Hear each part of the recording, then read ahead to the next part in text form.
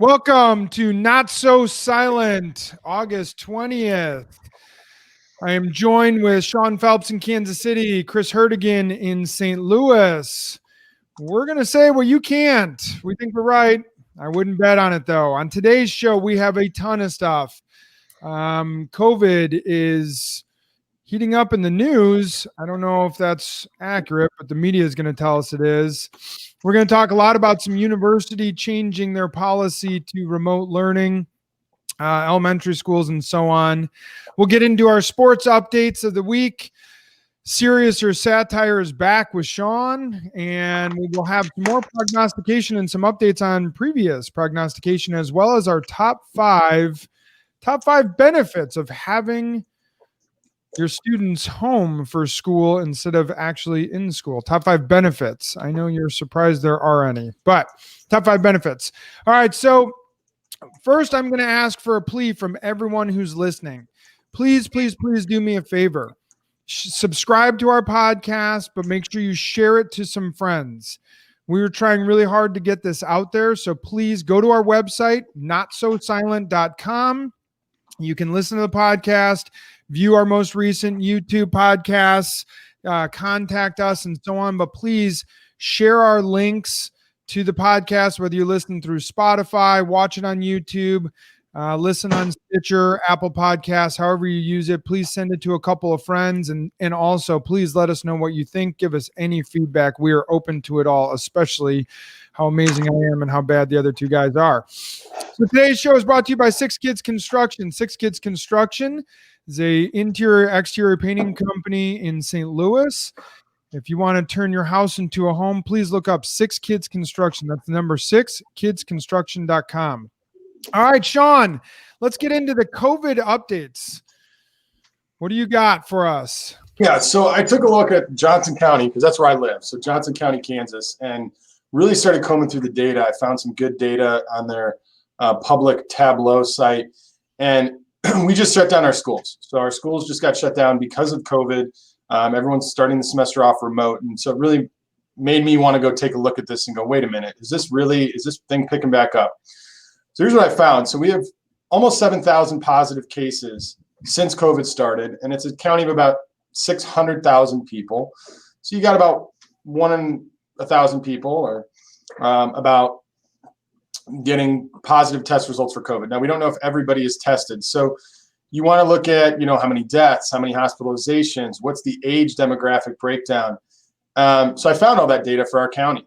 So we have 110 deaths since the beginning of COVID that have COVID listed as a possible cause, or somebody that died with COVID, or somebody died due to COVID.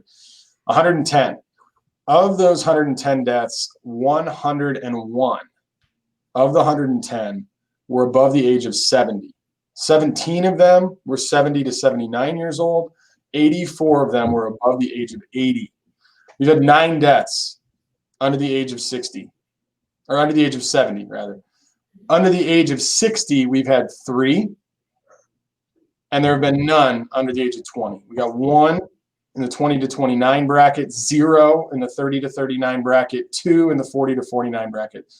So you got 3 people under the age of 60 in the last 6 months that this has been going on that have died with COVID, possibly other comorbidities involved. So, I'm at the point now where I was very neutral early on, and I played the moderate on a lot of this of, let's not politicize it, and maybe this is dangerous, and we should wear masks. And I'm still for masks, and I'm still for social distancing, and I'm still for let's figure out a cure, let's get a vaccine, let's develop herd immunity, let's get past this thing. I want all of those things, but holy cow, why do we need to cancel schools? Why are kids not in school? Why can't we make the older people safe, everyone above the age of 70, or anyone above the age of 60 with pre-existing conditions or issues that could cause problems if they got COVID, and make them safe, give them some stimulus, whatever they need to get by.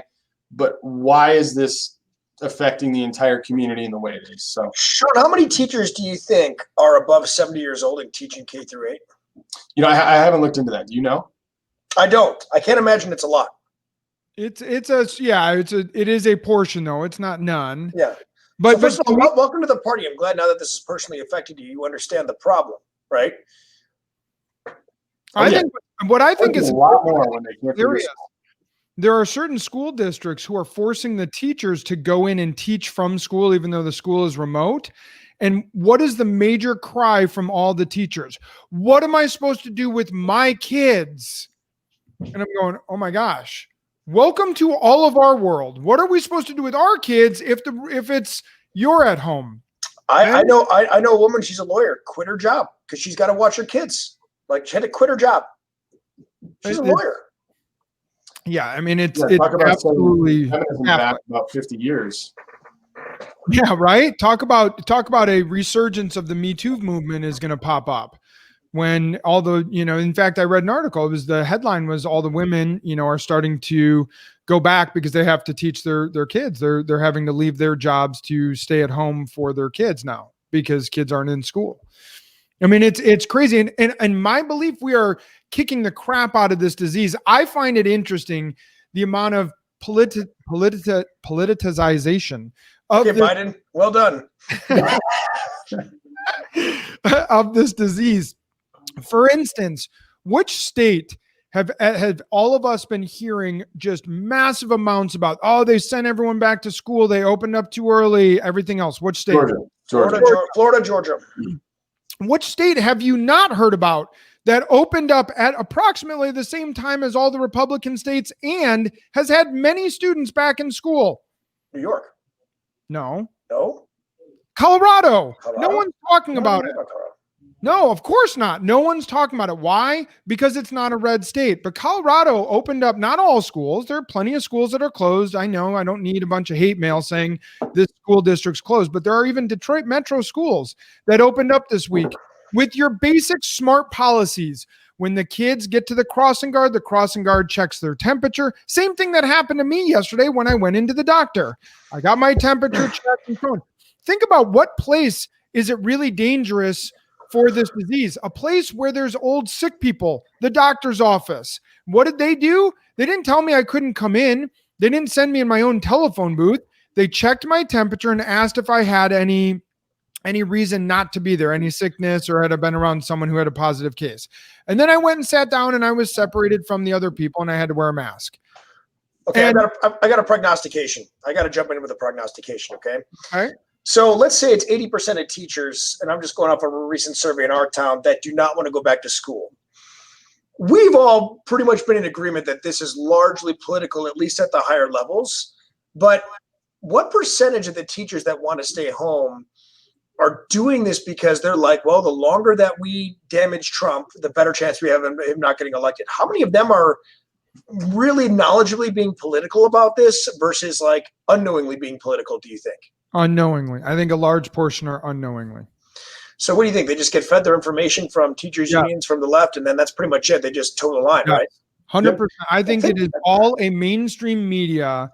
If you're hearing about it from the mainstream media, the media is just, it's like they feel their job is to just drive fear into all of our brains. It's blowing my mind. In fact, look at Georgia's statistics. Not everyone's watching on YouTube. Otherwise, I would share my screen. Go to Worldometers and look at Georgia's chart. They are dropping in deaths and caseload every single day. And now I'm sure you can find some statistic that says it's spiking or some coast or some whatever that's happening there. But by and large, Georgia is starting to bring this thing under control. But no one's talking about that. They're talking about the school that had to shut down because 4 staff members got it. Or whatever it is, because that's what the media wants us to hear. And therefore, if that's all you're hearing and you're a teacher, you're going, don't send me to school. And then 2 weeks later, tell me I have to go home and do it online because then I have to have a whole new lesson plan. And God forbid, like every business in the country, I have to, as a teacher, switch from an online plan to in-person back to online, sort of like every restaurant, bar, construction company. Even we had to work on virtual estimating and things like that. But they don't want to do that. They'd rather just be told I'm at home because it's way easier. It's easier to have one lesson plan and so on. I'm sorry. I think this is absurd to the nth degree. I feel like every single day I am living more and more and more in a nightmare. And I'm trying to remember the MTV TV show where they like keep pushing on you and trying to piss you off until you finally crack. and it was like a game show. That's what I feel like I'm in. I'm in this game show where they're just keep trying to see if they can piss me off until I explode and like decide I'm going to start protesting. Or I'm sorry, I blacked out. What's the topic? You guys talking about my wife and kids again, or what? How did we get onto this? yeah. They are pissing me off. I mean, it's blowing my mind at how this has all happened. And Sean, your statistics are, it's like mind altering to hear that your schools are closed, and yet out of all of your county, like this disease. Phelps, what are you going to do? Seriously, personally, what are you going to do? You and the wife both work. Your kids are not exactly calm, easy to contain kids. They're rambunctious boys, right? What are you going to do? Lord of the Flies. They're going to figure it out. To be honest, I think we're going to crush it. I think we're going to have probably more effective homeschooling in about 2 to 3 hours a day than they would have gotten at school, because I think my wife and I are smart, we're disciplined, we're motivated, and we're not going to let our kids fall behind. I think a lot of kids will. So we're going to use this to our advantage and get them ahead. But, man, it's not going to be fun. It's not going to be easy. It's going to be a whole new reality. And I just don't understand why they're putting us through this when you're looking at, I mean, again, if I'm a teacher, I don't want people realizing how easy my job is and how non-essential I actually am. Did you hear? I feel like that's kind of a mistake. Did you hear some of the teachers' concern? There was a teacher who posted on, I think it was Facebook or Twitter. They were concerned that the parents would hear how he taught history class. I heard about that. And then he called the parents the outsiders, I believe was the term. And I thought, oh my gosh, he didn't want the parents listening into his lesson plan. Holy crap. They're saying the quiet parts out loud. Yeah, it's getting scary. How about let's move into the university system? Universities are a disaster right now. The higher education is falling apart. But by the way, here's the best part. Update on Prognostication Station. We were the first who came out and said it, and we said it loud and clear. Sean, you were the one who said it. Yep. They're going to tell everyone we're coming back. We got a hybrid plan, and we're going to be in class. Get your apartment, get your dorm, buy the gear, and then they're going to pull it on us. And sure enough, they've all done it. We talked about Princeton about 4 weeks ago or 5 weeks ago. We talked about Princeton was going to have half of their students in and half not and all this stuff. They have pulled all their classes to being remote. This week, the big headline one was North Carolina Chapel Hill went back in person. There was 3 little outbreaks in 2 different dorm buildings and a fraternity house, and they shut the campus down and pulled everything back remote. What happened after that? Notre Dame did the same thing. Michigan State, then citing the North Carolina thing, did the same thing, pulled it all remote. And by and massive large, all universities are going one by one to all remote or 95% or bigger remote learning plans. And all the kids, though, you can't, from your apartment that you leased, you can't tell your landlord, hey, I'm not in. And how about this one? This is my favorite one. DePaul University, which is completely remote. My neighbor is an athlete at DePaul University, and they told him, hey, you guys can live in the dorms, but we're only going to put 1 in every person dorm instead of a 2-person dorm. There'll just be 1 person. Here's the good news. DePaul has done such a nice thing. They'll just charge the parents for double. So the parents have to pay to have their kid in the dorm at double occupancy. Wow. I thought it was mind-blowing to me. And here's the real thing that I wanted to get to today. This is, to me, the part that I think no one is talking about. Great, we're saving kids' lives, which is what everyone's saying, which is, I think we all know, kind of a joke and against the data. But how about the mental health issues that they're creating? How about this study? And this was released by the CDC. I don't know. This did not get nearly the amount of publicity that it should. But tell me this doesn't blow your mind. The CDC came out and said they did a study in the past 30 days. 25.5% of Americans aged 18 to 24 seriously considered suicide in the past 30 days. Seriously considered suicide. That's 18 to 24-year-olds. And actually, they went all the way up to over 65. And it, of course, gets far less as you get older, which you'd have to assume then under 18 would be even higher than that.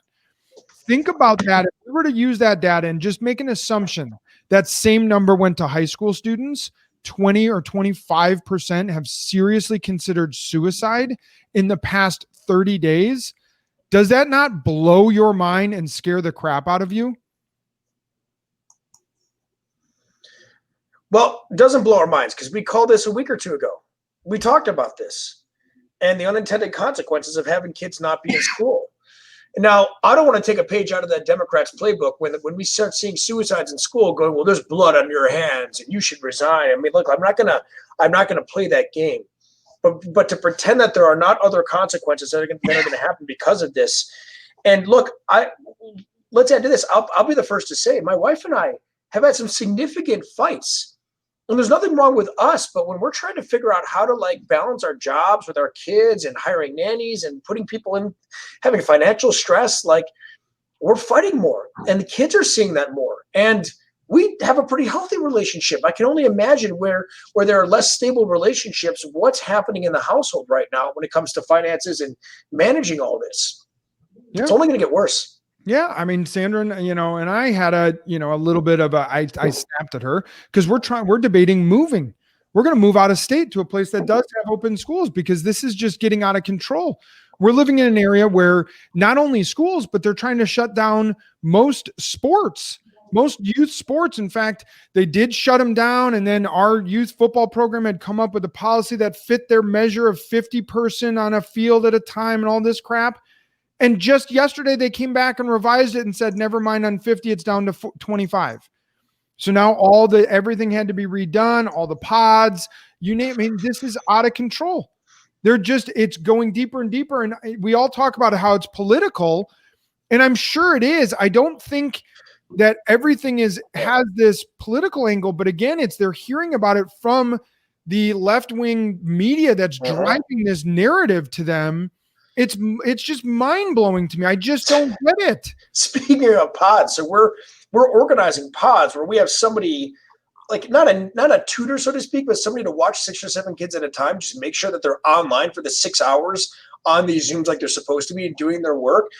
And teachers who are like, oh, you wouldn't risk this if it were you. And it's like, my ass, I'm having 6 or 7 kids every week. No social distancing, no mask in my home. Confident in the season and everything. Like, hell yeah, we are. Like, we understand the risks. We're willing to take them. And you do understand that means you now need to wear pants in your house, right, Chris? Oh, wait. Figuratively speaking, like that's what I'm doing. But yes. All right. So I'm mind blown. I think most of the listeners probably are too. I have yet to talk to many people, unless they were teachers, who didn't want kids back in school. Yeah. Next week, guys, we got to address how long is this going to last? Because recent reports are saying years until back to normal. If Trump gets elected, easily through the year, maybe longer. If Biden gets elected, we'll probably be back in schools the next semester. We'll save that for next week. All right. So sports updates, and kind of to follow along with Corona, you have the Big Ten commissioner shut down the Big Ten. We talked about that last week. And students aren't allowed to transfer. There was a big uproar against this, all the way up to Justin Fields, who's the most prevalent Big Ten athlete. In fact, he's the least to gain from being on the field this year. He will likely be the number 2 pick in the draft coming up. Doesn't need to play. Shaun Wade, one of the top cornerbacks, probably a top 10 pick in the draft for Ohio State's dad, is planning on flying up to the Big Ten offices right out my back door and protesting because they want to play. And the Big Ten commissioner came out and said, we're not going to play. It's final. How about this for hypocrisy and ironicness of this? The Big Ten commissioner, who was the one who came out and said, we will not play this year. Any guesses what his son does currently? He plays football in the SEC. Get out. His son is on the Mississippi State. His son's going to play football, and he's not letting anybody in his conference play football. Correct. Can't make this crap up. I know. It's incredible. It is incredible. So now finally he's answering questions about it, and he was asked about his son, and his answer was, every night we're going to have a good family discussion about it. And I'm thinking, really? This is such a joke, man. It's incredible. Now, there are interesting reports coming out that right now, I believe it is 5 of the teams in the Big Ten are trying to put together a 6-team conference. Nebraska, Iowa, Penn State, Ohio State have already signed on. And Wisconsin, or they're waiting to get Wisconsin and Michigan on board. Or sorry, they're waiting to get those are the 6 teams that they need to get on board. One of the challenges people are saying is Michigan wants to do it. However, Governor Whitmer, who has been, which I think is funny, as fascist a governor as we've seen, even though they want to play the game of Trump's the dictator, she is as crazy, dictator in her state, likely will shut this down because Michigan State will not play. So it's a nasty thing in the Big Ten. I signed my second ever petition when Justin Fields put out his petition, gathered almost 300,000 signatures to play Big Ten football, and yet nothing. Even though the players want to play, fans want to watch, the parents of the players are sending in letters. The Big Ten has said, no, we're not going to play. But here's the best part. You can go to campus, you can live in dorms, and you can practice. However, you cannot play because the biggest threat we have to our world currently is if Ohio State and Michigan see each other on a field. Ohio State can play amongst themselves, just not against Michigan, because that would be the spread of this disease and kill the entire world. Does it make any sense, Sean? No, it doesn't. I don't get it. I don't know what to say, guys. I mean, it just doesn't make any sense. I think the athletes are the least susceptible to succumbing to this. You already know young people aren't dying, and young, healthy people are professional athletes. It just doesn't make sense. Even old, healthy people, by and large, aren't. I forget which one. It was a professional golfer. Was it Jack Nicklaus or one of the Arnold Palmer? Maybe it was one of the famous golfers who's in his 80s. Him and his wife both got it, and they're fine.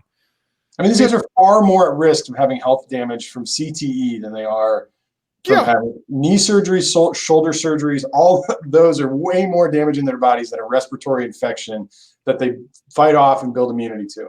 And the best part is the Big Ten cited this rare disease that you get in your heart that comes from any virus, by the way. But COVID, they have found links to this in COVID. You can get it from the flu, whatever, where it's called myocarditis, and can be dangerous and can be found from, there was a study that came out that said COVID gives that to you or whatever. However, the Big 12 and the SEC and ACC, who didn't cancel, the very next day after the Big Ten did cancel, a very reputable doctor who studies a sudden death in athletes, who is not a big sports fan, came out and said that study does not work for this. He said, look, if you want to cancel because of COVID, that's fine. Just do not use that study and do not use myocarditis as your reasoning. And yet the Big Ten isn't going to listen. None of this makes any sense to me. I just don't get it. I don't get it at all. Play football. I think the teams have a responsibility to take care of the athletes and allow them to do what they do. And I know college athletes aren't quite paid yet, but they're probably going to be eventually. And if you think of them as an employee of the university, in a way they are, it's their job to protect them and find them protection. So the university is basically saying, hey, when everything's good and there's no outside consequences or risks, we would love to have you come here and work for free in exchange for an education so that we can make millions of dollars. But if there's any possible chance that we might get sued if you got sick or you got somebody else sick or we look bad, we're just going to go ahead and shut that down and not give you the opportunity anymore. I think it's their responsibility to protect them. And really, I think the college athletes need to speak out more and say, hey, They created the hashtag, we want to play. Justin Fields, Trevor Lawrence, the top 2 players in college football who have nothing to gain, have said they want to play. They're all petitioning. Their parents are petitioning. Everyone is saying, let us play. And the colleges are saying no. But in other news, sports are back. NHL and NBA playoffs have started. And baseball is back. And, even the Cardinals are back to playing baseball. Are you guys following the playoffs at all? You following NBA playoffs? Nope. I heard the Lakers got skunked and upset by a number 8 seed, but the Blazers and Damian Lillard, and it was awesome. It is really, really hard to watch though when it feels like you're at a political rally. yeah, no, I just can't. I can't do it. I just can't. I love sports, but I'm not at the place where I love them enough that I can support their crap. As much as I hated the beginning of baseball and hockey because they did make a big deal about politics, they did it the right way, which was they gave a 1 day or 3 day or whatever it was big. Hey, we believe we should end racism. And then they just went back to playing sports. Basketball, though, I mean, the entire court has a giant Black Lives Matter logo on it. And all of the players with their jerseys that say education reform and and some of them are in their native language too. I don't even know who the player. I want to see their name so that I can match up names and face. I mean, it's out of control. It makes it very, very difficult to watch. Yeah, very difficult to watch. But the Blazers and Damian Lillard are incredible, and I hope they take down the Lakers because, as you know from past episodes, I don't like California. All right, Sean. We're going to move into serious or satire. Sean's going to give us some headlines, and given this day's culture, we get to guess, are they real or not? Identical twins, married identical twins. Oh, and they're both pregnant. I saw it already. That's true. That's true. Serious. That is ridiculous. They live in the same house. Anyone else, when you saw that, did you think like foursome kind of weird stuff? Like, yeah, I was thinking absolutely. Like, so how many times have you walked in your bedroom and been like, "Oh, there's my wife. Oh my gosh, that's not my wife. Whoops, what did I just do?" Yeah. And here's another thing. How much hotter is it when you realize it isn't your wife, even though she looks exactly the same? Because you know it is. Like, it's still strange. And you know what? The crazier part, their kids are genetic siblings. If they wanted to figure out, are you really the dad? They can't. They're identical twins. Oh my gosh, that's amazing. This is just a big ruse because one of the ladies wanted to sleep with the husband of her sister. They had, I think, a TV show or something. I don't know how that's not like the most talked about. It's so ridiculous. Okay, I got one. Trump is considering putting his face on all U.S. postage stamps just to get the post office shut down. Satire, but that's awesome, right? That is awesome. It is satire. Yeah, there we go. I feel like it worked. Canada legalized medicinal cocaine use last week. I'm going to go serious. That sounds like a Canada thing. Satire? That is satire. Oh, come on, man. Probably MDMA, but not cocaine. We've got a teen in California sued Juul, claiming that vaping made him homosexual. Satire. That's got to be satire. Oh, I wish it was true so bad. It's satire. I mean, it definitely did for me, but I think that's a one. And then we've got several letters sent to Trump to convince him not to dismantle the post service were lost in the mail. Oh, tell me that's serious, please. Tell me that's serious. That's too easy to be serious. It's probably satire, but I got to go serious. It is satire. Oh, that probably is true. Come on. It's probably true. They just don't know that they're lost. That's awesome. I got one more. We had I'm not going to mention the state he's from because it's too much of a given. No, whatever. Florida man covers his fists in peanut butter and punches neighbors that are allergic to peanuts. It's serious. Is this true? It's dead serious. Arrested for it. Florida is fantastic. Florida finds its way into our serious or satire just about every single week. Yeah, we might change the title of it, Florida. Another news in Florida. All right. So on to the prognostication station. So we actually have some updates from previous prognostication, which we are, by the way, crushing it with I am. I definitely had the Kamala Harris and Sean and Chris. You were wrong about that. The prognostication station. So in the past, we talked about college football having a playoff, and both Sean and I said no. Not just a playoff, but a champion. Will there be a bowl champion? I think it was, right? Yeah, no, it was college football having a playoff. Okay. And Sean and I both said no. Chris, you said yes. It's not over with, I guess. I'm sticking with it. Yeah. I'm sticking with it. I'm not changing. Actually, Chris, it's not crazy. They are still planning. They've already been releasing the timeline of the playoff and the championship. They're just expecting. I guess it just depends on what you call a playoff. The NBA sort of just went to we'll just do playoffs. No, he said some kind of a playoff. I remember Taylor describing it. And so. Correct. Yeah, we should have taken odds on when they have a full season. We know they're not going to have a full season, so sounds like probably bitterness of somebody who guessed wrong to me. Is what that sounds like, Well, let's just clarify what is, just so I'm not wrong. Agreed. Right. Yeah, Bill Clinton over here. We had discussed over under the NFL 13 games played this season. Chris and I were over. Sean was under, and I'm so no one wants to change their votes. All right, so prognostication. Will the Big 12 play football this year, Sean? Yeah. I will say yes. Chris? I'm going to say yes. Across the board, yeses. That I think they just needed somebody to stand up, and looking at the backlash that the Big Ten is seeing, it's like, guys, make your money. If you're going to get backlash, you might as well make some money doing it. Correct. All right. Will the Big Ten play this year? And that can include a 6-team Big Ten. How about I'll say it differently? Will any team from the Big Ten, the 14 teams from the Big Ten, will any of them play college football in the fall? Ooh, that's better. Sean. Any Big Ten team? Meaning Nebraska could move to the Big 12, which was discussed a little bit. Could be a 6-team little Big Ten. Will any Big Ten team play college football this year?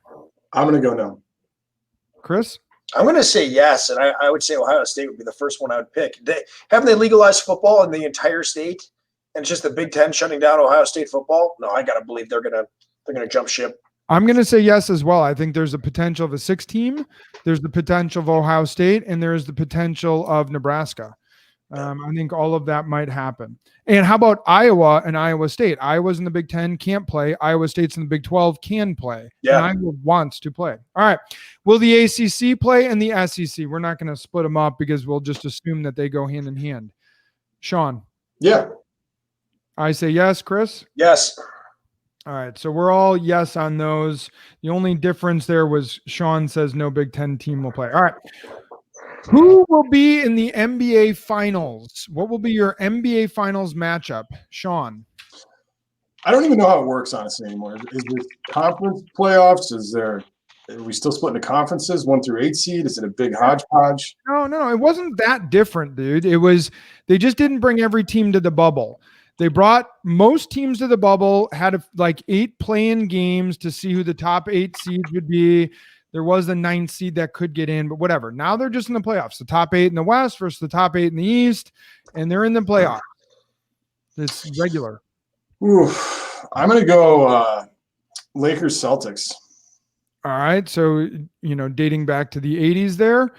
So Sean obviously hasn't watched basketball since 1984. Hey, whoa. We had a pretty big premiere Kobe Bryant, Kevin Garnett, Ray Allen, Paul Pierce matchup about 10 years ago. So wonderful. All right. So I will go Clippers Bucks. And Chris has the face of what is NBA basketball? I'm going Bucks, and I'm going Rockets. I think small ball is going to win until the finals, and then they're going to get smoked. I was waiting for you to come out and say something like education reform versus Black Lives Matter. God, look, I had to Google a playoff bracket just to even remember what teams are playing. So, who were your two? Bucks and who? Bucks, Rockets. Okay. All right. So prediction. Last one. Prediction. What is the next business or celebrity that cancel culture will take down? I got one, and it came up from last night. Last night, Sandra and I were trying to find something to watch. We pulled up Netflix, and we found the old Twilight Zone. And so I figured, let's throw on some Twilight Zone. Sandra's never seen them. We love Black Mirror. So we watched some Twilight Zone. It was shocking, the domestic violence that was showed in there that seemingly was, I wouldn't say abnormal.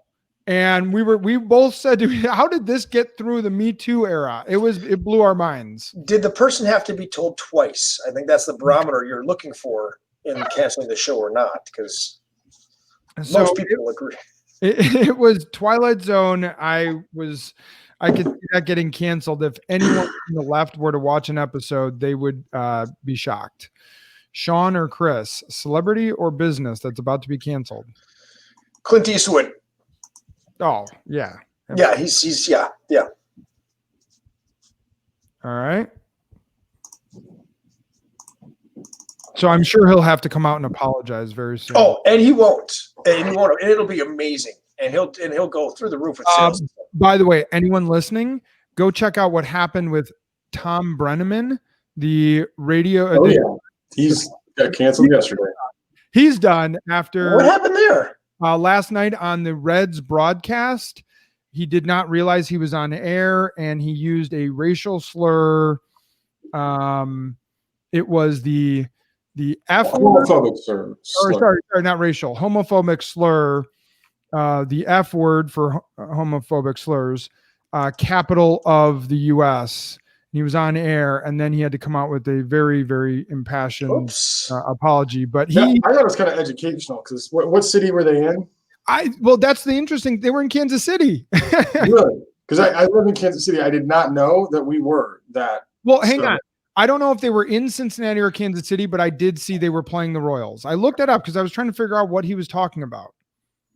I assumed it was educational and helpful for their movement. I didn't know that either of those cities were considered the homosexual capital of the world. So he may have done them a service in attracting, those groups to those areas. Demographic, correct. All right. So Sean, who's getting canceled next? Oh, and it was Kansas City, to verify. I'm going to go with Mark Cuban. Usually the most person that's calling it out is somebody who's done something, and a little bit of that guilt is coming out in their attack on people who are in trouble. He's gone after Dan Snyder. He's gone after a lot of people, and I got nothing to base this on. There's no stories or rumors about him. I'm just saying, next week there'll be some bomb that drops that Barbara Corcoran and Lori Greiner are going to come out and say, "Oh my gosh, Mark assaulted me on the set of Shark Tank." And I can see that. Yeah, not bad. All right. Moving into our last segment, the top 5. It is this week we are going to do the top 5 benefits to having kids at home for school, and I'm going to go with we will go Chris, Taylor, Sean order. Okay, number 5 is my kids will have at least another year of being able to identify in their current gender without being told that they may be a different one. Good. My number 5, we have saved all the teachers' lives. I was pretty concerned that there was going to be just massive death from teachers. We have now just saved all their lives. That is a major benefit in my book. I got saving money on clothes and shoes, because every day is going to be pajama day, and we're not doing any haircuts either. So there you go. That actually is true. We haven't spent money on clothing in 6 months. Chris, you're number 4. We haven't bought clothing either. It's just because we're poor. Number 4, you're allowed to say God and not get suspended in my house. This is also true. So there's no separation of church and state at the Herdigan. I'm jumping in for my number 4 was you can pray, say the Pledge of Allegiance. Oh, Pledge of Allegiance. Yes. Thank you for all your honorable mentions again, Phelps. It's a top 5. That was my number 4. Stop squeezing in 3 honorable mentions to my 1. Okay. So I have one. Don't worry about getting rejected when asking your wife for a nooner, but sorry, Mom. I figured it's a benefit. All right, Chris, you're number 3. My number 3 is they don't have to listen to gym teachers convince them that they're physical education teachers.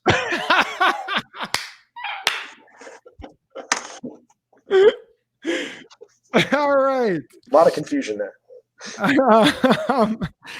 I get to re-experience kindergarten all over again, and this time I'll remember it. So I'm pretty jacked about that. And I also get to re-experience third grade and fifth grade and sixth grade. So I'm really excited about teaching 4 grades at the same time.